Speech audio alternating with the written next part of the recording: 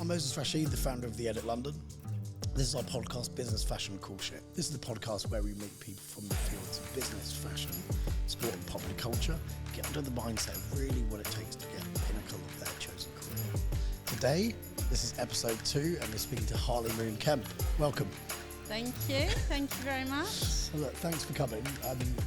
You've got a fascinating story, obviously. You've grown up in a famous household, Martin, Shirlie, Kemp, Roman Kemp, that people will know. Of course, you owned your own content studio, which is fascinating as to how you got there. But obviously, there was a whole piece of the journey that started just as young as 15 years old, as I understand. So let's get into it. Tell us about that. So I own a production company. We make adverts for brands, and I kind of feel it a lot with people that I run into that also own their own businesses similar to me. I was not good at school. And I think when you want to make stuff, you get a bit itchy and a bit kind of on the ADHD spectrum, a lot of energy. School was not for me. I remember them giving out kind of, the homework at the end of the day and thinking, I don't even know what the answers to any of this is because I couldn't remember anything they'd said in the class. I've got the shortest attention span. So a lot of the time I was being sent out the room. Also, they weren't like, however many years ago, they didn't really know about kids' education in that way. If you're like not performing, it doesn't mean you're not very smart. Yeah. I didn't do well in school whatsoever. A lot of the time was the kids sat outside on the chair in the hallway for distracting everyone. But I did love making stuff, and I was really good at making stuff. So I set up a dance class, I was doing photography, I was doing anything physical and active I really loved doing. And so by the time I got to about 15, I said to my parents I wanted to kind of go out and go to work. And obviously I'd seen some behind the scenes of what like a film studio looks like or what a photography set looks like. And I managed to get some jobs as a runner making the tea. Right. Did everything I could to try and meet people that I could assist. So I assisted a stylist for a day. I worked in a photography studio just across the street, making tea and coffee for anyone that came in. I swept up, I painted the cove. Anything I could do, I just loved over being at school. Yeah. So then by the time I was finishing GCSEs, and I remember my parents were like desperate for me to go to university. No one in our family had ever gone to university. Right. And my parents, I don't think anyone could afford to have gone to university. So my parents were so excited that they could send a kid, like, this is the first kid that's going to go. And I knew it wasn't for me. And by that point, I'd kind of built up loads of contacts and I'd done all my running work. And I remember being about, 15, 16, and my dad being like, right, you either stay on at school and we'll help you out, or you need to go and get a job. The second there was the option of getting a job was an actual possibility, I was like, done. And I got a job in a photography studio and never looked back. And I got paid absolutely nothing and bloody loved it. Yeah. And that was am I right? That was at the point where this particular photographer or artist, that was kind of when his career was just taking off. Exactly. I really got lucky. I think there's two things. There's always like luck and opportunity, like preparation for the luck. Yeah. I was prepared for the luck because I'd done so many runner jobs. So this studio that I went to, the photographer there took me on for 3 months as his intern. And it was mainly just carrying the lighting equipment, again, going back to making the tea, when people come in, get them settled in the studio. And I mean, I was quite a scrawny 16-year-old girl, so I probably wasn't good at carrying any of the lighting. Right. But I think he just liked having me around. And because I was enthusiastic. And then at the 3-month mark of me being there, I heard one of his full-time assistants saying that he was going to leave and go on to do his own career. And I thought, this is my moment. I'm going to become his first assistant. So I stayed with him, and just by chance at that time, his career just skyrocketed. And within a couple of months of being there, we were doing Lady Gaga, Wow. Cheryl Cole. We were doing, he flew me to Berlin to go and shoot U2 Wow. at the Berlin Wall. It was like I joined the circus and never going home. I knew I was on the right track with him. And I absolutely loved it, and he became my mentor. And that was the kind of luck that I was looking for, I think. And being in those situations, obviously, Lady Gaga, you two, incredibly famous. I mean, that's the pinnacle of fame. How did you feel being such a young age, still new in the sector, being around that? Well, I think this is where I was also kind of lucky that I'd grown up in a household that was all in entertainment, because I really wasn't kind of in awe of anyone. Yeah. There was no, I knew the hard work behind the scenes. I know how grotty it is in a dressing room and how hard you have to work to get anywhere. So I didn't feel impressed by anyone, which is also why I think the photographer kept me around, because he knew I wasn't going to get starstruck and nervous. Yep. But I do remember Lady Gaga being an absolute boss woman. Right. And scaring the crap out of everyone on set. Wow. And me thinking, yeah. That's what I want that's to... a bit of me, yeah. Lady Gaga, you two, the pinnacle of fame. But there was a particular guest that, of course, took you by surprise. And that person, of course, was the Queen. Yeah. Tell us about that. That just sounds crazy. It's really crazy. So I was working for this fashion brand, you know, John Smedley? Yes.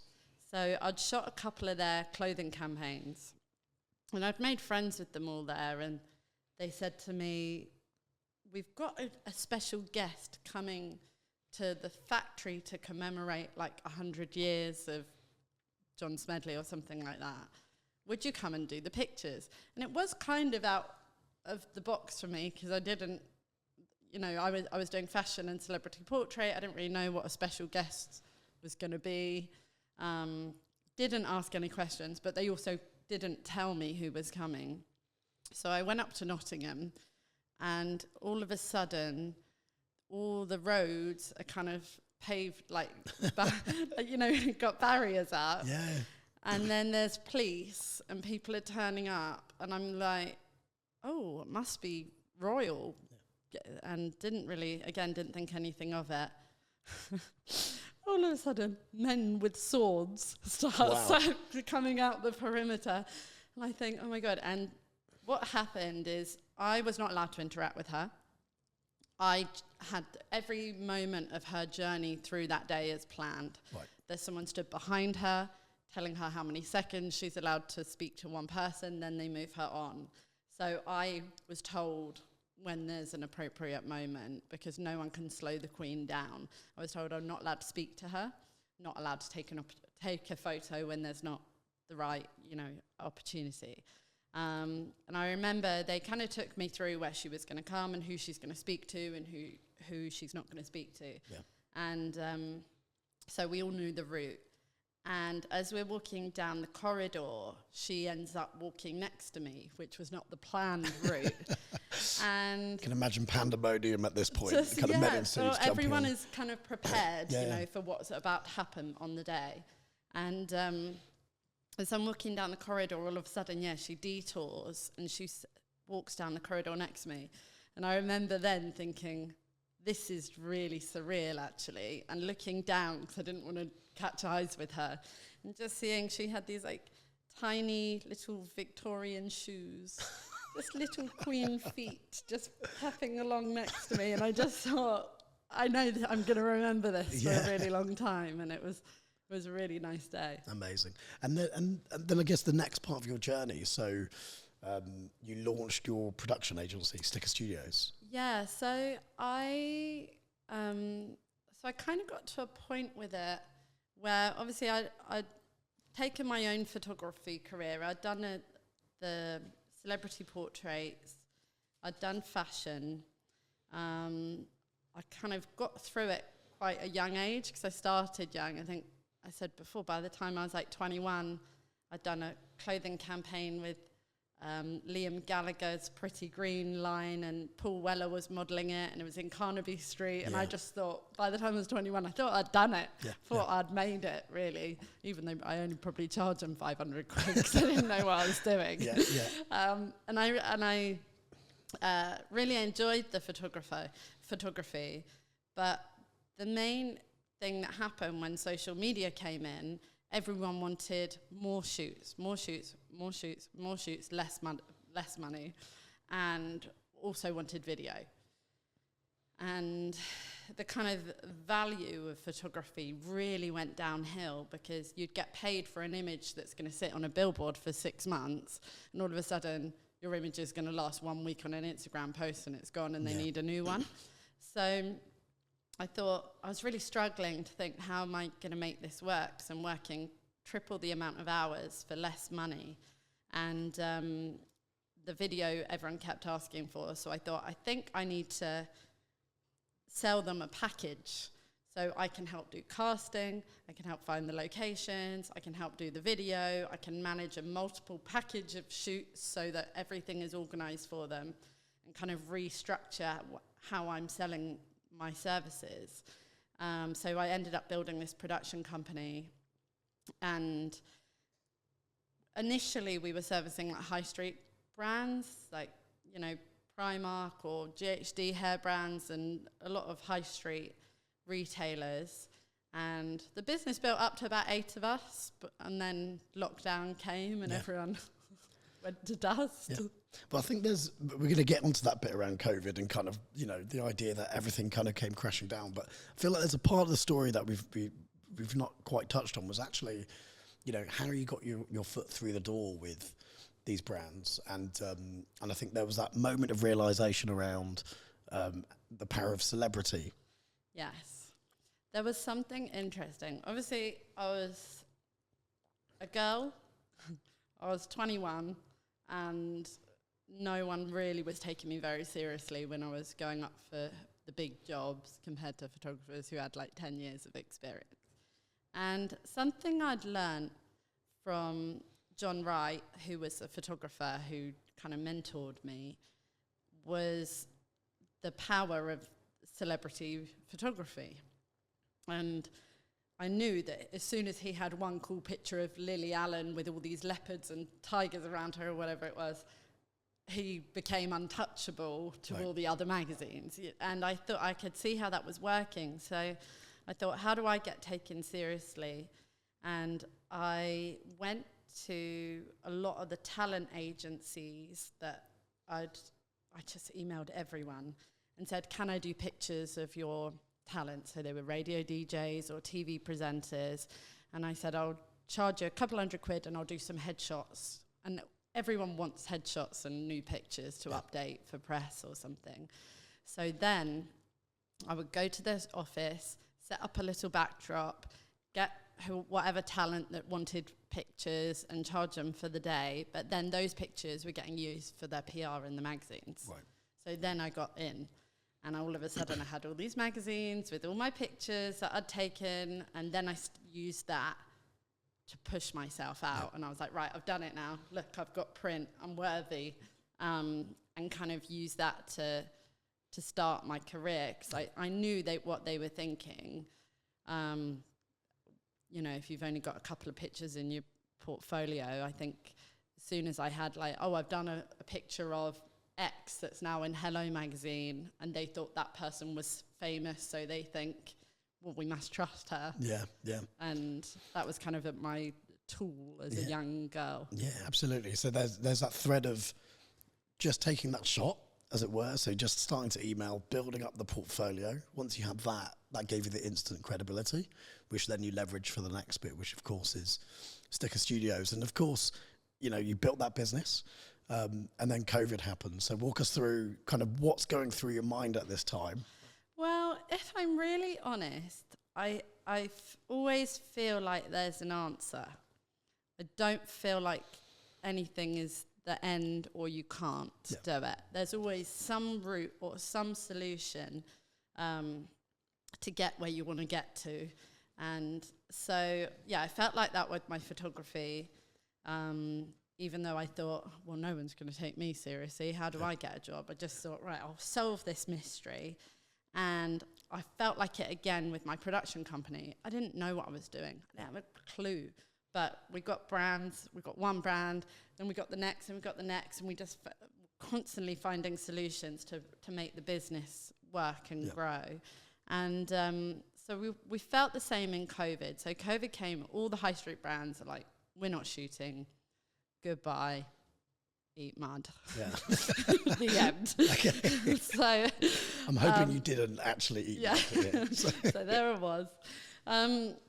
And so we had to let go of everyone. Obviously, we did the furlough thing as long as we could. Let go of everyone. And we thought, right, who is working? Who is making adverts? What is actually happening out there that we can tap into? Because we've got loads of skills, loads of time, and nothing to lose. So we thought, sports. That's never going anywhere. How do we make sports adverts? How do we get in with sports teams? So we knew that the football was coming back quite soon. Yeah. I can't remember what the rules were around it, but yeah, footballers were allowed to start playing again. And so we said, why don't we try and push more into advertising, get away from the high street fashion content, and we signed other directors to our company. Okay. So before it was just a couple of us, and then we thought, let's bring in directors were free. No one was doing anything. So we got amazing directors. We've got comedy directors, sports directors, all a mixture of directors signing to our team.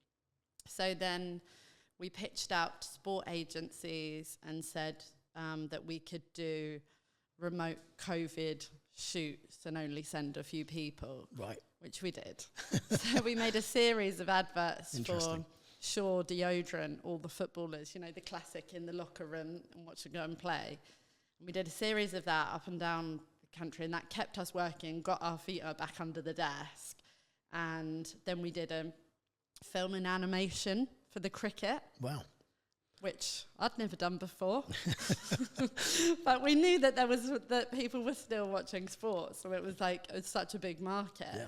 So we ended up pushing back into a few sports brands, and having enough to keep our sanity going, even though it was really hard.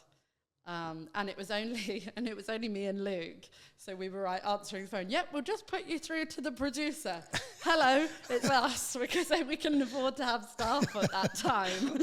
But we knew that if we saved up enough money, we could bring all our staff back. Yeah. So a couple of years in, now with this kind of new model of real advertising directors on our books, the business actually became 10 times better than what it was before lockdown. So, and at the same time, so whilst all of this going on, you found another creative outlet, of course, in music. So lockdown was actually really busy for me. I was in lockdown. I was living alone in my apartment, and it was a tiny little apartment. And all my friends were like, are you okay? I was like, I'm so sorry, I can't talk. I'm really busy. And I had so many projects planned. So, in the background of my life, I've always written songs. And whether it's poems or songs, I've got a lot of songwriter friends. And I was writing songs for DJs. And I would just write the top line, so just the melody and lyrics is what I would write. And we would get together with my songwriter friends, and we had some DJs sing our songs and sometimes make a song for an advert. And it was something I just kept for fun, really. I really enjoyed to do. And then in lockdown, obviously loads of time spare, started getting quite good on the guitar again. And I had written a few songs that were just me singing, and that I'd written about my own experiences and my own life. And one day I went on Instagram and started posting this song that I'd written called Space. and everyone started commenting on it, saying, where can I download this song? Where can I download this song? So I thought, okay, that's another project. I'll call a producer and see if we can remotely record this song. And I bought a microphone, sat in my kitchen, recorded my vocals. He made the track. And then we put it out, and it went to #1 on the UK country charts. Wow, congratulations. That's incredible. Yeah. I mean, and how did that feel? I mean, that cried. Yeah, I really cried. Well, I had zero expectations for it. I think I thought my mum and dad would stream it, and that would be it, really. But it was really, really nice. It was kind of weird also because you couldn't celebrate anything because you were just sat in your flat like, whoa, go me. That was good, I guess. Yeah. I think there was a #1 in Lithuania as well, wasn't it? Oh, yes. I did write a #1 song in Lithuania once as well. Was that intentional or? Well, that was for a DJ. Right. So that was a song. I wrote about 5 songs for a DJ who's based in Lithuania. And and he goes out and performs them at festivals, and you see videos of people singing along, and it went to #1 in a few places in Eastern Europe, and I've never seen it. Incredible. And now I guess where are we at with the music career? Because I know we're playing festivals, we've played some really, really big venues, and yeah, well, that kind of, the song going to #1 on the UK country charts for a week was really wild. And then from that, I kind of got noticed by the UK country scene, and then started to get asked to play at different shows and different festivals, and then started thinking, oh, maybe there's something in this. Maybe I should do this more. And so just kept writing, kept releasing more and more music. So yeah, we played at Isle of Wight Festival, played at Country to Country. We played in Devon last week, where James Bay was playing, which was so great, at Croy Bay. We played at Cardiff Pride, we played at Brighton Pride. Wow. Next week we're playing in Surrey, got Manchester. It's all happening, actually. Yeah. Just kind of sweeping me away. Yeah, it's amazing to see. And I think there was a particular moment where I think you called it imposter syndrome. Yeah. And there's a story of you going out to Nashville. And Yes. So, God, the more I say it out loud, I do like to keep busy, don't I? Yeah, but I think for the people watching it, I mean, it's absolutely fascinating because ultimately it's, receiving this information. It's kind of 3 separate careers, but one's kind of fueled the other. Yeah, I feel like I've lived like different lives every few years, if I'm really honest. So my current life, so like I said, I was kind of doing this DJ pop music, and I don't actually listen to that music. I listen to like Alanis Morissette, James Bay. I listen to Chris Stapleton. I like acoustic, kind of cool songwriter voices. I listen to a lot of country. So around that time where I was picking up the guitar more and writing my own songs, I went to meet a publisher and said, like, look, I've got a few of these tracks. I don't know if they're good. It was also really nerve-wracking for me because they were about me. They were my diary entry, whatever's happened, whatever I was feeling. And I went in and played them, and he went, oh, you're doing country? I was like, well, I guess it's kind of country. And he went, good, I'll send you to Nashville next week. And I was like, what? He's like, yeah, there's a writing camp over there. We're sending people to go. And what it is you're usually in a songwriting room, you'll have a musician, a top liner, and a producer kind of working on one song together. So they do these writing rooms where you stay in a big house, and there's like 10 of you staying there, and you go to a different room every day. It sounded amazing. And I didn't know anything about this until I went to Nashville. And so there I was, getting ready, putting my cowboy boots on. Also, I was so overdressed. I went like freaking Dolly Parton. I was in pink tassels like that, cowboy boots, and my guitar on my back. Brilliant. I was rubbish at the guitar at that point as well. And I thought there was going to be cowboys and hay barrels, and it's so cosmopolitan. They're in sneakers and like jeans, and I was really embarrassed. But that was the only clothes I'd brought, so I had to keep up the act every day. That was how glam I was to go and sit in a studio. And so I went to Nashville, and absolute imposter syndrome. Thought all I've done is written a few rubbish songs in my bedroom. Everyone there is unbelievably talented. If you're an actor, you go to LA. Yeah. If you're a songwriter, you go to Nashville. Your Uber driver's a songwriter. Right. Every bar you're in, it's the best songs you've ever heard in your life. So the inspiration and the bar is so high. But again, it was one of those moments, like when I was in the studio with John as his assistant, where I thought, yeah, this is for me. Yeah. And I felt exactly the same when I got to Nashville. And I thought, I love the writing here. I love the feeling of how people are playing. I love the attitude there. It's really humble and laid back, and completely fell in love with it. Yeah. I want to ask you a bit about the influence that your parents and your family have had. But before we get to that, we were talking earlier, and obviously you talked about women in film, and that was quite an important thing for you. And I'm also really curious, so to hear a little bit more about that, but how, is it the same in music as well? You know what? No. So I think, I've always been like quite grateful to myself that I've like always been quite confident as a person, and I didn't know if I was the only girl in the room, or I didn't know if I was the youngest one in the room. I just thought, well, I'm going to get myself in there. Yeah.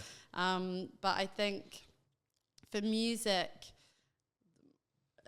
I never felt like the only girl. The only thing, I always feel vulnerable around music because it's songs about my personal life. Right. So feel a little bit more exposed, as it were. Yeah, I feel very exposed. Whereas when I'm running my business, I'm representing a company, and I feel very confident to ask people anything. Yeah. But when it's people, when I'm alone going to write a song, I'm thinking, oh my God, what if I say something really like embarrassing, or they find out too much about me? But you just kind of have to let those boundaries go. But I think in the film workplace, I really noticed being the only woman. Wow. Okay. There was a instance, I think I was really lucky when I was younger because I did this assisting with John.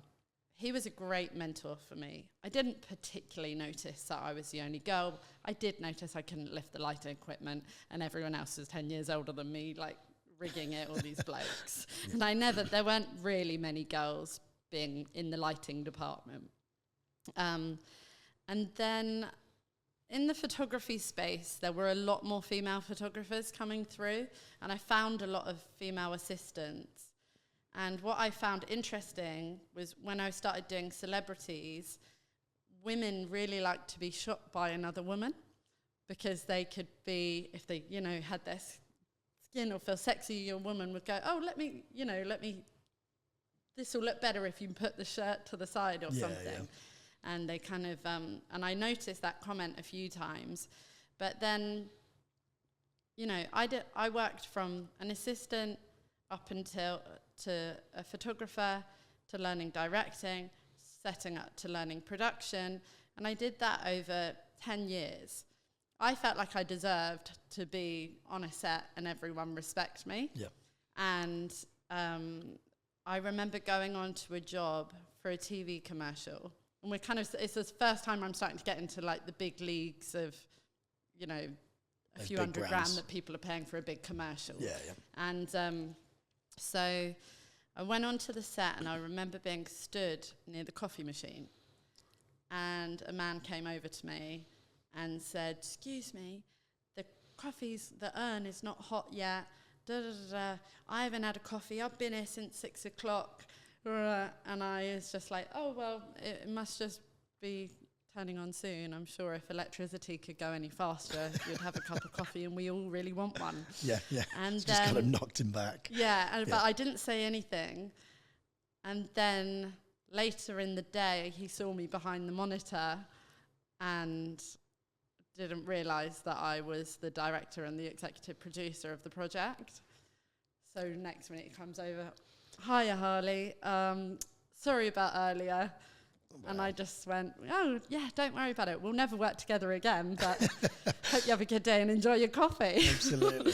But there was a lot of that kind of like men not not feeling like the younger girls were part of their world, I think. Yeah. And it was like almost like going into a building site, kind of a bit of that old-fashioned mentality. And look, things have changed a lot in the past, 10 years. For women in the film industry, but that was my first experience of it. And I experienced a few things of it. The camera team would sit together, the lighting team would sit together, and the girls would sit together. Right. And it was but all the girls also were in hair and makeup, or styling, or doing the nails, and I saw what paychecks they were getting, and then the directors, the DOPs, the lighting people that are charging thousands, what's happening here? Why are the girls not going for those jobs? And I never really understood it. And then I realized as I was building Sticker, my production company, I thought, this is my opportunity to find the women that are doing those jobs and really diversifying the crew. And now I run a night called Women in Film that we do every 2 months. And we just showcase the work of VFX artists, directors, camera operators, editors, any women that are in the film industry that are doing amazing things but are still kind of in the minority of their role. And I could talk about it forever, but it's something I'm just super passionate about. But is there still that gender gap, as it were? Yeah, it's interesting because there is still, when you look in a post-production company and there's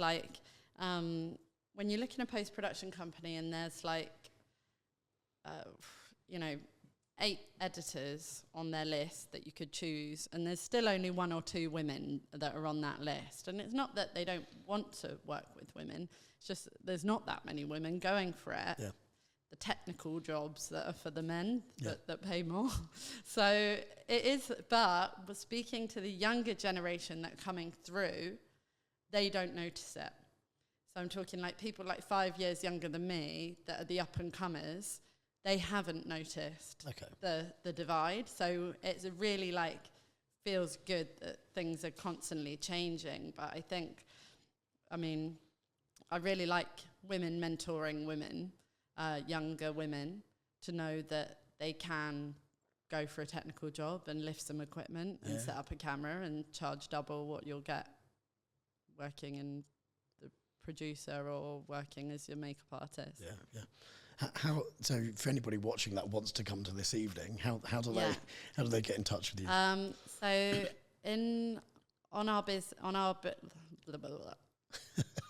So on Sticker Studios website, they can email us if they want to come down to the night. But for me, it's just really about hearing what is that difference for women that want to go for the job, and why are more women not going for the job, and how, as women, can we support each other in the field to make sure that when you go onto a set, you do have a mixed crew.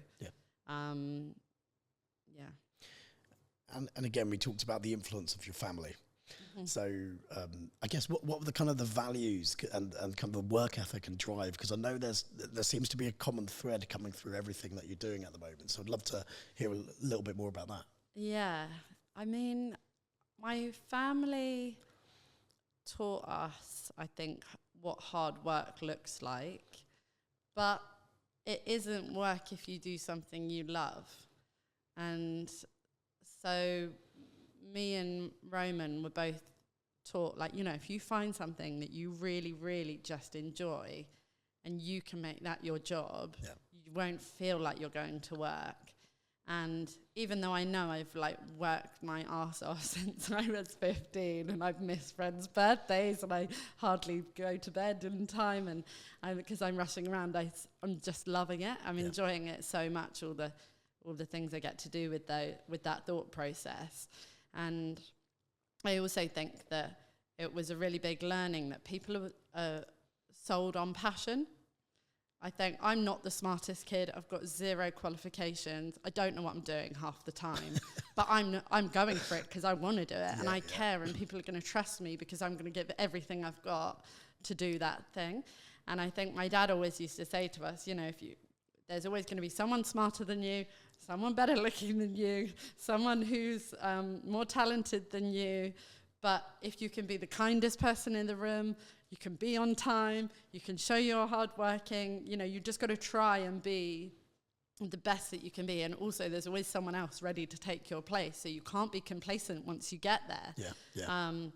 Because I think what I've seen, with both my parents being almost freelancers, you kind of see what you have to do to keep that spot and to kind of be a success, I guess.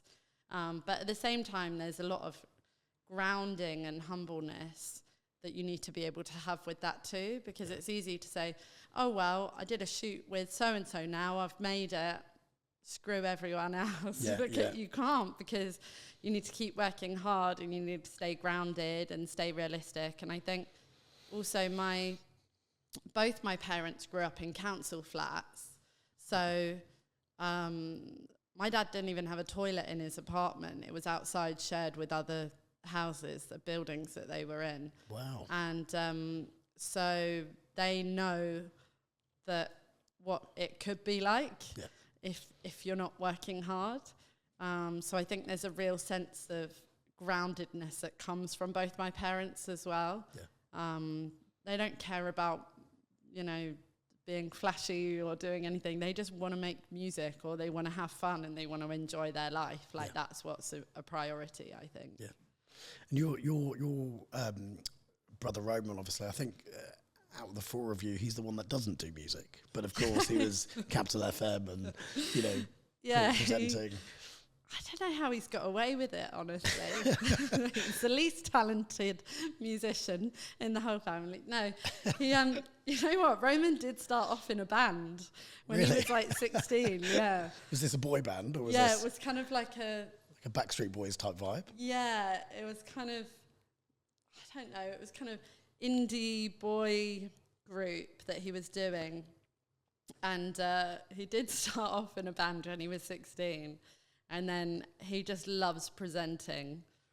And so obviously has a great ear for music. Yeah. And did Capital for about 8 years. And he's very into his clothes, his fashion, and did his kicks, right? So, and I think when I met him, he was wearing a pair of Palace New Balance, which actually I rarely see on people, which is nice to see, which leads us really nicely into a little piece of the show, which is Buy or Bin.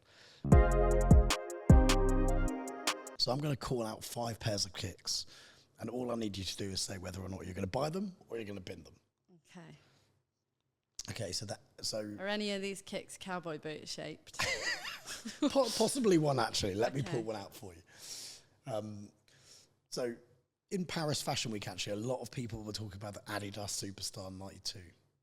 We saw Pharrell wearing those guys. Would you buy or bin? I have a really similar pair, so I would say buy. Okay. Now, the talk of last year have been the Wales Bonners. But the Wales Bonner Samba in silver. Bin, I'd say. Bin. I mean, these things are trading for crazy amounts of money at the moment. I know, but I don't think I'll wear it. Or is it for the shelf? It's opening the door to too many questions. There you go. I'll say bin. That's a whole other show, I think. So, okay. So, what about the New Balance Kith Madison Square Garden? This pair up there. We've got top right. Yeah, I like them. Yeah, keep. Nice, simple. It was a US only release.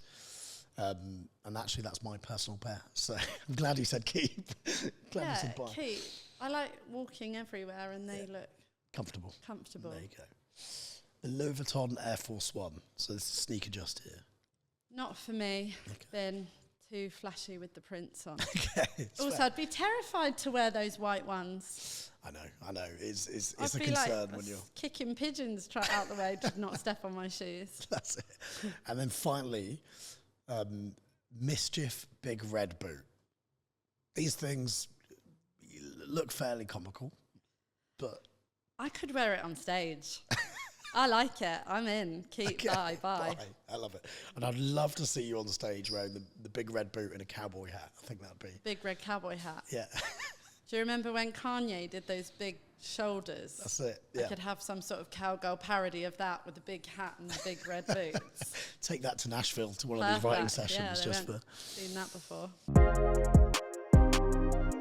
But that's it. I think one of the things that have really kind of shone through the thread is just this kind of idea of, you know, persistence, getting on and just doing it, not being afraid to just give it a shot, which I think is really, really fascinating. And I think for anyone that's watching or listening, again, just this idea of just going and doing it. And you can't have self-doubt. Yeah. I think even if you don't know if you're good enough or not, you just have to try.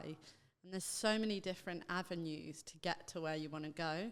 That's what I think is always fun, is like solving the Rubik's Cube to be like, well, how am I going to get there? That hasn't worked. Let's try this way. And like finding a way to get what you want out of life. Yeah, that's it. It's all about the how. How do you actually accomplish something? Yeah. Well, look, I'm wishing you every success. I've got no doubt you'll go on to crush it, whatever you do.